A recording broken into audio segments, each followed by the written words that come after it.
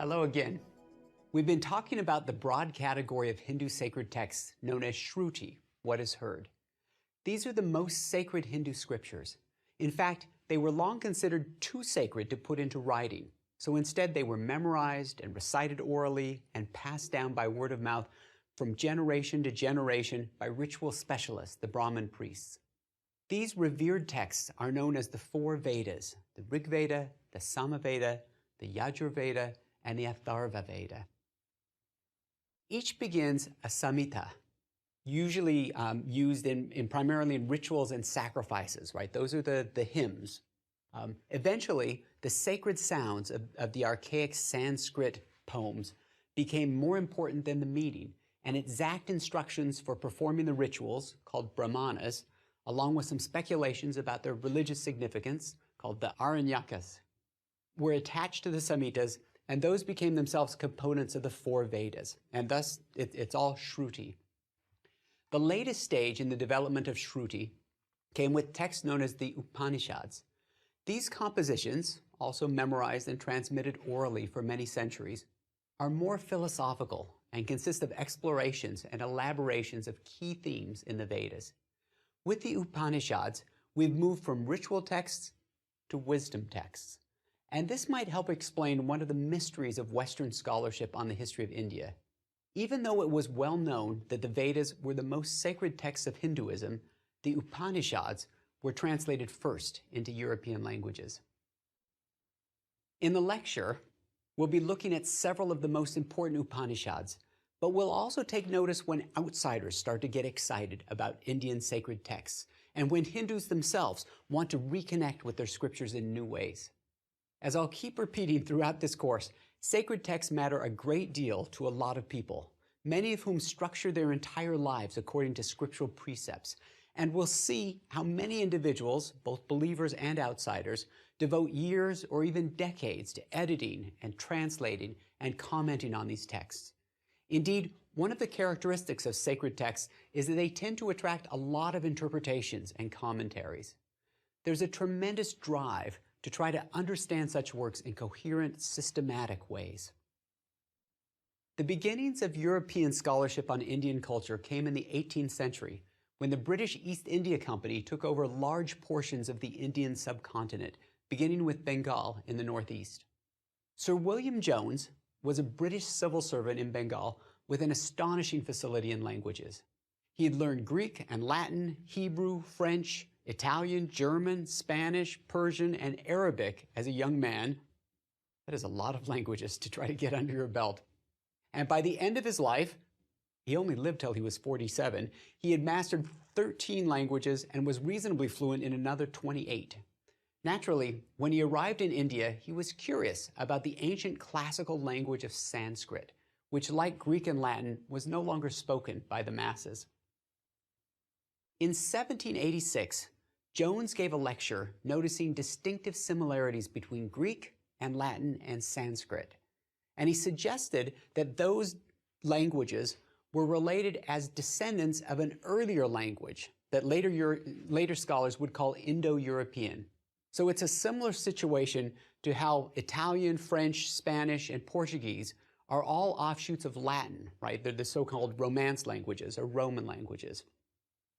It was a startling hypothesis that Greek and Latin and Sanskrit were all, sister languages, but it turned out to be correct. Most European languages, along with Persian and Bengali and Hindi and Sanskrit, belong to the Indo-European language family, which means that English is more closely related to Sanskrit than, say, Japanese is to Chinese. Those come from entirely different language families, even though they use the same Chinese characters, or kanji, as the Japanese call them. This also means, this language family connection also means that studying the ancient texts of India might yield clues as to the origins of European culture. And many people wondered at the time, Couldn't there be treasures of wisdom hidden in those archaic Sanskrit texts that are equal to our own classical heritage of Greek and Latin? The 19th century German philosopher Arthur Schopenhauer, who is famous for his melancholy reflections on suffering and on the fundamental irrationality of the universe, wrote in the year 1818, "I anticipate that the influence of Sanskrit literature will not be less profound than the revival of Greek in the 14th century." Okay, now he was talking about the Renaissance, right? Schopenhauer went on to assert that the best way to understand his own philosophy was to start with the Upanishads.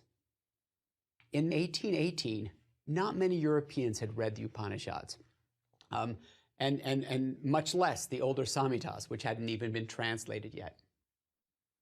The Samhitas were tough going. The archaic language was very difficult, and there weren't many manuscripts, most of which were in rather poor condition, with copying errors and omissions and physical deterioration. You have to remember that these manuscripts were written on palm leaf, on dried palm leaves, and then they were kept in a humid climate where they were eaten by insects and stuff, and there was sort of an aversion from the very beginning to writing this stuff down. Remember, the Vedas were still mostly the concern of priests, and they valued the oral tradition above all. In addition, Henry Thomas Colebrook, another British civil servant in Bengal, and one of the few Europeans with enough Sanskrit to have dipped into the Samhitas, warned off his colleagues with an essay in 1805 that concluded by noting that they are too voluminous for a translation of the whole, and what they contain would hardly reward the labor of the reader, much less that of the translator. This became something of a self-fulfilling prophecy. There were a few excerpts of the Samhitas published in the 1830s, mostly from the Rig Veda, but full translations would have to await the efforts of Max Muller and others in the late 19th century.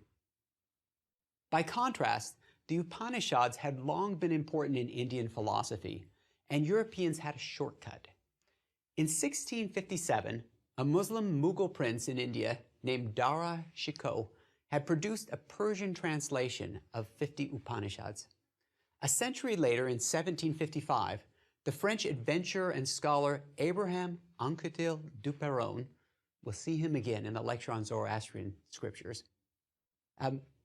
Duperron came across 2 copies of the Persian version, which he translated to Latin and published in 1801. This was the translation that Schopenhauer swooned over, proclaiming that in the whole world there is no study so beneficial and so elevating as that of the Upanishads. It has been the solace of my life. It will be the solace of my death. Okay, and that's from a Latin translation that he was reading, right? There was a German translation from Sanskrit in 1832, followed by an English rendition in 1853, and then none other than Max Muller himself published a careful translation of 12 Upanishads as 2 volumes of his Sacred Books of the East series, one volume in 1879 and another in 1884. Indeed, Muller's translation of the Upanishads was the first volume in the series. He wanted to start it with a bang, with something he really believed in. In his introduction, Muller both defended the value of Asian scriptures to those who believed that they were nothing more than superstition and ignorance, while at the same time trying to temper the unreasonable enthusiasm of those who assumed that these obscure, unknown books were full of ancient wisdom and eternal truths. He basically said, I'm giving you complete translations rather than highlights, and then you can see for yourself that there are wonderful insights alongside passages that may seem strange or confusing or even a little bit dull. Muller was anxious to give people a full view of the text rather than just a few selections to either prove they were worthless or prove they were wonderful. He's a very responsible scholar. We'll keep that caution in mind, that there are wonderful things and then also some strange things, as I provide a rather thorough description of one of the oldest of the Upanishads, followed by some themes and highlights from later examples. Of course, the first question is, how many are there? The first Upanishads date from about 700 BCE, and they're generally thought to be 108 classic Upanishads, all composed within a 1,000-year period. But there are now over 200 texts that are considered by at least some Hindus as Upanishads, and they continue to be composed into the modern era, including a 17th century Upanishad dedicated to Allah, which was evidently written to impress India's Muslim overlords. Such are the wonders of an open canon, right? The lists of sacred texts just get longer and longer as the needs arise for new revelations or scriptures. In this rather large collection of 108 or maybe even 200 Upanishads, there are 12 or 13 that are regarded as the most important and authoritative, especially since the great 8th century philosopher Shankara wrote commentaries on 11 of those. The Upanishads feature some sort of instruction, often a dialogue between a teacher and a student, or they might have a debate or a lecture, and these pedagogical interactions sometimes include gods and women as well. The word Upanishad literally means sitting by the side of. So this is the sort of transmission of wisdom or understanding that eager students would have wanted to have overheard. The earliest of the Upanishads are prose collections of miscellaneous materials with a number of contradictions and repetitions, while the later principal Upanishads are verse compositions with a devotional focus. But they're all suggestive and exploratory rather than definitive about their ideas. They don't offer systematic philosophical analyses. It's not the sort of thing that we'll see in Greek philosophy with Aristotle. And we'll see that in Indian history as well, but it will come later in the sutras and the commentaries of the 6 schools of classical Indian philosophy. 2 Upanishads are considered to be the earliest, the Brihadaranyaka and the Chandogya. And they are the longest as well, since together they constitute about 2/3 of the length of the major Upanishads. Okay, are you ready for a quick tour of the 6 books of the Brihadaranyaka Upanishad? Even its name shows that it was an early outgrowth of Aranyaka texts, right? Those are wilderness books. Remember, the teachings that were too sacred to be discussed within city limits. And those texts offered deeper meanings, or reflections on the deeper meanings of the Vedic rituals. Book 1 of the Brihadaranyaka begins with a cosmic reinterpretation of the horse sacrifice. This was one of the most elaborate and prestigious rituals in ancient India, which could be undertaken only by a king. So a fine, fast horse was allowed to roam wherever it wanted for a year, an entire year, and it was guarded by the king's troops, who sort of followed it around, and any place that this horse traveled was proclaimed part of the kingdom and then was conquered. I guess there are armies coming behind this horse. Every day, back at the palace, special sacrifices were offered, and the priests recited legends and stories in 10-day cycles. Finally, the horse was brought back to the court, where it was bathed and slaughtered, and then its various parts were cooked and offered in sacrifice. It's doubtful whether this particular ritual was performed very often, but the Brihadaranyaka invites listeners to view it in metaphorical terms, as something to be meditated upon rather than physically enacted. It begins with a chapter imagining the world as a sacrificial horse, where the dawn is the horse's head, the sun is its eye, the wind its breath, the sacrificial fire is its open mouth, the sky is its back, the atmosphere its belly, the earth is its hoof, and so on, with various body parts corresponding to the stars and the seasons and the rivers and mountains and plants and trees. So you sort of have to imagine that you're living sort of within this sacrificial horse. It says that when the horse shakes, that's what causes thunder. When it urinates, that's the rain. This sort of microcosmic, macrocosmic thinking is common in the Upanishads, where connections are drawn between something close at hand and then the larger universe. Though the microcosm is more often the worshiper's own body, right? So you imagine parts of your body correspond with parts of the cosmos. Some scholars have suggested that the main issue here seems to be control. By learning to control one's mind through meditation or one's breathing and bodily positions, as in yoga, humans can put themselves in harmony with the cosmos and gain power over things that would otherwise be beyond us, and things that people worry about, like a good harvest, or weather, or the gods, even life and death. After the passage reinterpreting the horse sacrifice, the Brihadaranyaka quickly moves to various stories of creation and to discussions of how humans are connected to the gods and to the natural world. 2 key terms are Brahman, that means ultimate reality, and Atman, the self or soul. And the great mystery to be realized is that Atman equals Brahman, right? they're in some ways the same. Our individuality, our sense of self or soul is an illusion. And at a deeper level, we're one with the universe.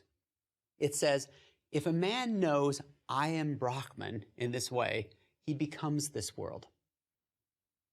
Book 2 then follows with a dialogue in which a king teaches a Brahmin priest about Brahman. Okay, those words are sometimes spelled the same way. Sometimes the Brahmin, the priest, is spelled with an IN at the end. Oftentimes it's with an AN, and that makes it look the same as Brahman. The words are related. I'm going to distinguish them by saying Brahmin and Brahman, and I'll do a little more with the H articulation there so that you can tell the difference between Brahman, the priest, and Brahman, the ultimate reality.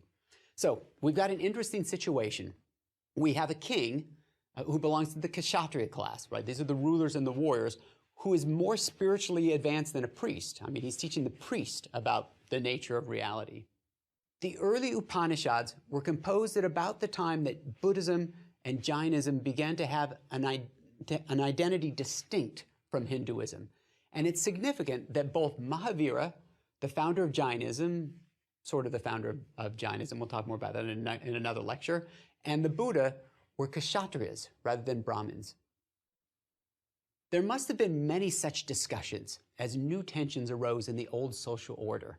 The king, and remember we're talking about this passage from the Brihadaranyaka, the king uses a concept that will reappear several times in the Upanishads, that there are 4 modes of consciousness: wakefulness, which is ordinary life; dreaming, which seems so real but is actually an illusion; dreamless sleep, where you lose your sense of self; and then pure consciousness, which is beyond those other 3 modes of being. And that's where one merges with Brahman.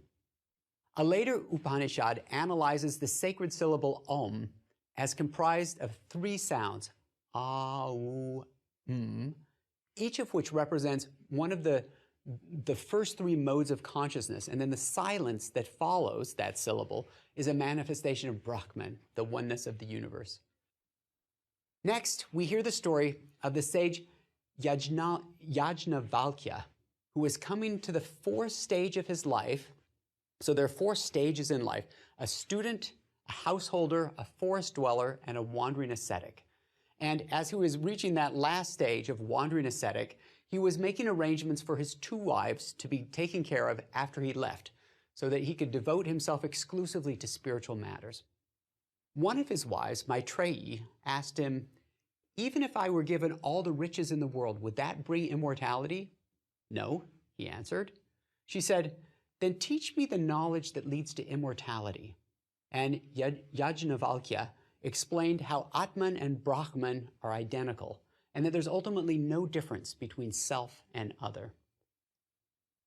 In Book 3, Yajnavalkya debates 8 teachers, one after another, including a female teacher, about the meaning of ritual and the number of gods, life and death, and Brahman and Atman. Then in Book 4, he discusses with the king several mistaken ideas about Brahman, as well as what happens at the moment of death and reincarnation. The idea of reincarnation, or samsara, is a key concept in the Upanishads. People are reborn into better or worse human situations, or even as animals, but not randomly, right? So when you die, you're going to come back to this earth in another body of some form, as a human or even as an animal. But it's not, as I said, at random. Our next life is determined by our actions, which are called karma. And those actions are judged against our duty or our moral responsibilities, and this is often called dharma. Yajnavalkya explains that by doing good things, we become good, and by doing evil deeds, we become evil. And then this: he, with his action, is attached to that same mark to which his mind is bound. When he reaches the end of the action he did here, at the end of the karma, he comes back from that world to this one to act again. But those, okay, that's the end of the quotation, but those who can free themselves from desires, who understand that they are in actuality Brahman, can escape rebirth and gain immortality by merging with the infinite. So in our society, sometimes we think about reincarnation as being kind of a wonderful thing. You can remember back when you were usually royalty or some famous person. But in Hinduism, it's not a great thing. This world is full of sorrow and misery, and the ultimate goal is to try to escape this cycle of birth and death and rebirth and re-death that goes on and on. In this idea of reincarnation and dharma, of duty and of karma, of this sort of cosmic justice, there are similarities to Buddhism. And we'll see this in a later lecture, but there are also some crucial differences. Buddhists do not believe that there's a permanent soul or an Atman at all, and they reject the authority of the Brahmin priests and the Vedas and the Upanishads. We'll see more of this later. Okay, back to the Brihadaranyaka Upanishad. Next, we get the story of Yajnavalkya teaching his wife Maitreyi all over again. You get the same story with just some minor variations. There's some repetitions here that make it seem like this was originally an oral composition. It was an oral composition that's been put together over time. In Book 5, Prajapati, the creator god, teaches his children, and his children include gods and humans and demons. He teaches them all about Brahman and speech and fire and breath. And perhaps most memorably, he teaches them the divine voice that the thunder repeats, da, da, da, which turns out to be short for Damyata Datta Dayadvam, which means to be self-controlled, to give to others, and to be compassionate. Okay, imagine in a rainstorm that nature itself is calling us to moral action. You hear that thunder and think, da, da, da, be compassionate and such. Book 6 includes an argument among bodily functions, so different parts of the body are arguing as to which is superior. Breath is the one that wins that argument. And there's another teacher-student dialogue, this time about different types of fire and reincarnation. The Brihadaranyaka concludes with several rituals and spells. Spells for love, for getting pregnant, for not getting pregnant, for safe childbirth, for getting different types of children. I mean, so much for being free from desires, right? But one of the great things about Hinduism is its inclusiveness. There are different stages of life, and what's appropriate for householders might not be as beneficial for wandering ascetics. But I suppose that everything is encompassed within Brahman. And as you can see, a lot of things are encompassed within this one Upanishad. It's quite eclectic in its contents. Other Upanishads, there are other principal Upanishads that are worth mentioning, if only briefly.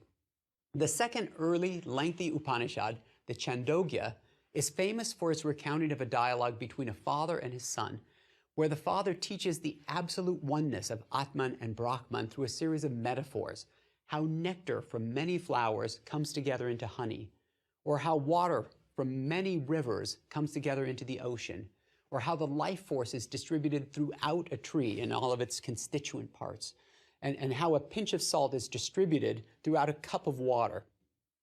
So what it's basically saying is that these many things seem distinct, but they're actually all the same. And after each example, the father concludes with the observation, you are that, right? When we're talking about water coming from all the streams into the ocean, that's what you are. And eventually, the idea is, when you can escape from reincarnation, you yourself it will be like a drop of water being reabsorbed into the great ocean of being. The Brihadaranyaka and the Chandogya Upanishads are key texts in Vedanta philosophy. Vedanta means the end of the Vedas, and it's a term that's used to describe the Upanishads as a whole, but later became the name of the preeminent school of Indian philosophy, which emphasized the underlying oneness or unity of the universe. I guess the word universe has the word unity sort of written into it. The 8th century philosopher that I mentioned earlier, Shankara, who wrote important commentaries on the principal Upanishads, argued that Brahman was the only thing in existence, eternally and without attributes. Everything else is an illusion, a temporary illusion. But remember, the Upanishads are not works of systematic philosophy, and later Upanishads, written in verse rather than in prose, were more devotional and seemed to talk about Brahman in more personal terms, as if it could be identified with a god such as Shiva, or Vishnu, or Ishvara. Other Indian philosophies philosophers found support in the Upanishads for dualism, that individual selves are dependent on Brahman, but they're not identical to it. So it's a different take on the nature of reality. And there were still other Indian philosophers who promoted a form of theism in which liberation from reincarnation comes not from a knowledge of ultimate reality, not from understanding the oneness of Brahman and Atman, but rather from devotion to a god or a goddess who in return would save his or her followers. These devotional practices are part of the origins of what we today call Hinduism. Scholars often refer to the early Vedic rituals as Brahmanism, right? The religion of the Brahmin priests, though some of the later Upanishads even disparage the ancient sacrifices, the ones that would have been done to the accompaniment of Vedic recitations, as unsteady boats, as a lower form of worship that appealed to the ignorant. You can see there's a tremendous variety in Hinduism. One of the most famous of the later Upanishads is the Katha Upanishad, which tells the story of Nachiketa, a young boy whose father gave away everything as an act of religious devotion. When Nachiketa, the son, pointed out that his father hadn't given away himself, hadn't given away his son, the father in anger gave him to Yama, the god of death. Yama happened to be out at the time, so Nachiketa waited for 3 days in the underworld. Yama was a bit surprised when he got back home and apologizing for being inhospitable. He agreed to grant Nachiketa 3 wishes. His first wish was to be able to return home and be welcomed back by his father. His second wish was an explanation of the fire sacrifice. And then his third wish was to know what happens after death. Yama hesitated, offering him wealth or pleasure or a long life instead, but Nachiketa persisted. He wants to know what happens after death. And at last, Yama teaches him about reincarnation, about Atman and Brahman, and the importance of meditation, self-discipline, and yoga. I'm particularly fond of the Isha Upanishad, which offers a number of paradoxes reminiscent of the Taoist Tao Te Ching, as we'll discover in a later lecture. Others have also found this brief 2-page composition especially insightful. It's usually put first in Indian collections of the Upanishads. So speaking of Brahman, ultimate reality, the Isha Upanishad says, "It moves, yet it does not move. It's far away, yet it's near at hand. It is within this whole world, yet it's also outside this whole world. When a man sees all beings within his very self, and his self within all beings, it will not seek to hide from him." In the 19th century, German idealists and English romantics and American transcendentalists all found the Upanishads electrifying. For instance, Ralph Waldo Emerson retold the story of Nachiketa and Yama in his essay Immortality. And in The Oversoul, he wrote, "We live in succession, in division, in parts, in particles. Meantime, within man is the soul of the whole, the wise silence, the universal beauty, to which every part and particle is equally related, the eternal one." Okay, you can hear the influence of the Hindu Shruti quite clearly in those words of Emerson's. The great 20th century modernist poet T.S. Eliot titled one section of his poem, The Wasteland, "What the Thunder Said," and he includes in that section the Sanskrit terms corresponding to da, da, da from the Brihadaranyaka. Remember the thunder saying, "Be self-controlled, give, be compassionate." In 19th century India, at a time when many were feeling the humiliation of British colonialism and imperialism, religious leaders such as Vivekananda were looking to the Upanishads for inspiration as they developed what has been called by some scholars Neo-Vedanta. It's basically the recreation of Hinduism as a modern, unified, tolerant religion based on the ideals of non-dualism, meditation, and yoga. Vivekananda also spread such ideas in the West through his writings and lecture tours in Europe and America, beginning with his groundbreaking speech at the 1893 Parliament of World's Religions in Chicago. He was the first Hindu that many Americans had ever seen. The Upanishads may or may not speak to your own religious sensibilities, this idea of oneness with the whole, or that the cosmos is within us and we're within it. But it's hard not to empathize with the basic impulse behind them. In the Brihadaranyaka, we hear the plea, and then this is a quote, "Lead me from the unreal to the real.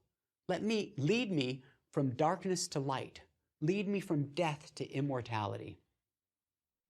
I'll conclude with one last quotation, the first verse of the Isha Upanishad. Mahatma Gandhi, writing in 1937, said, "If all the Upanishads and all the other scriptures happened all of a sudden to be reduced to ashes, and if only the first verse of the Isha Upanishad were left intact in the memory of Hindus, Hinduism would live forever." Okay, are you ready for that one verse? It's this. Know that all this, whatever moves in this moving world, is enveloped by God. Therefore, find your enjoyment in renunciation. Do not covet what belongs to others. I like that. Find your enjoyment in renunciation. Do not covet what belongs to others. Indeed, those are words to live by.